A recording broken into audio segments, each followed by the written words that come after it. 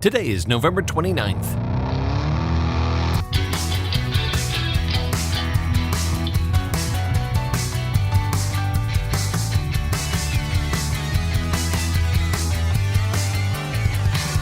It's the 334th day of the year, and this is the On This Day podcast. On this day in 1947, the United Nations General Assembly adopts Resolution 181, the Partition Plan for Palestine, ending the British mandate in creating two nations, one Arab and one Jewish, in the territory of Mandatory Palestine, what's present-day Israel, Gaza, and the West Bank. For centuries, since the 1500s, the region has been part of the Ottoman Empire, that is until World War I, at which point the area, known then as Ottoman Southern Syria, is placed under British control. Near the end of the war, in 1917, the British Foreign Secretary publishes a letter to the British Jewish community, a letter known as the Balfour Doctrine, committing the UK to the establishment of a national home for the Jewish people in Palestine.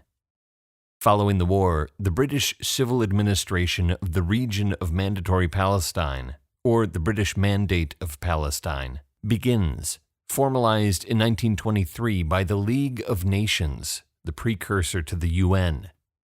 The next 2 decades sees ongoing civil unrest between the two nationalist movements of Arabs and Jews. The Arabs don't trust the Jews don't trust the Arabs, and neither of them trust the British.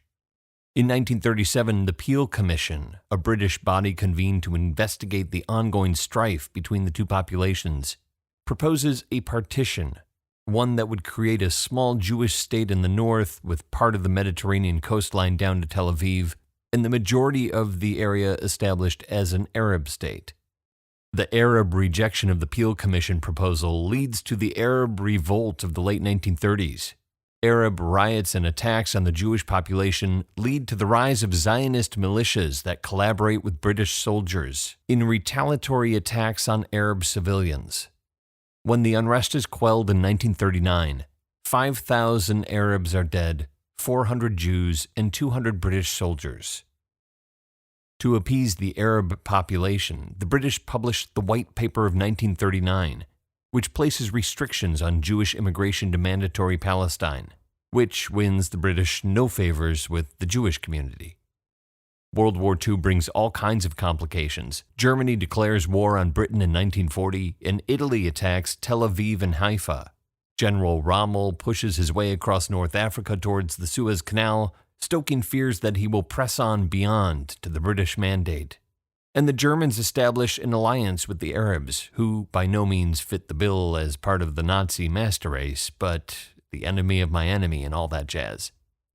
During and immediately after the Second World War, while strict immigration quotas are still in place on Jewish immigration, an influx of illegal Jewish immigrants flows into the region.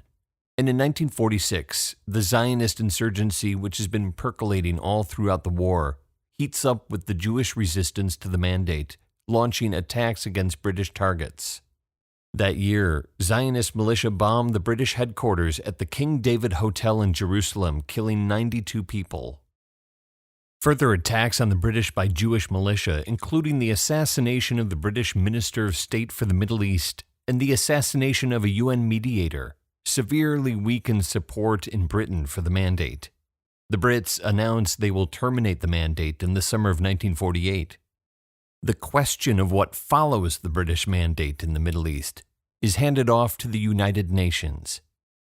In 1947, a partition plan is proposed, one that goes through various iterations because no one seems to be happy with it. The final partition plan presented to the General Assembly in November of 1947 still isn't all that popular. Nonetheless, Resolution 181, the partition plan for Palestine that is adopted by the UN on this day in 1947, passes with 33 countries voting in favor of it, 13 voting against, and 10 countries abstaining.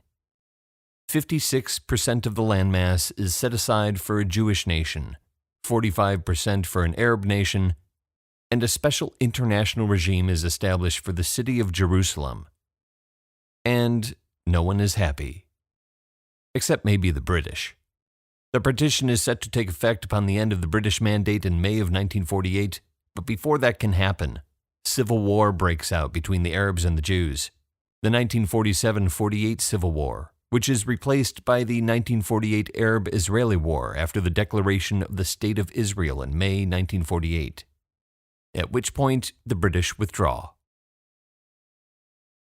There are 32 days left in the year. On This Day is produced by me, Dave Schultz. Thank you very much for listening. Born on this day in 1942, Stanley Ann Dunham. Ann Dunham is an economic anthropologist who does pioneering work in the area of microcredit programs. While studying at the University of Hawaii, she begins dating a student from Africa. Dunham is 3 months pregnant when they get married. She's 18 years old and a white woman in an interracial marriage in 1961 America. She gives birth to a son later in 1961.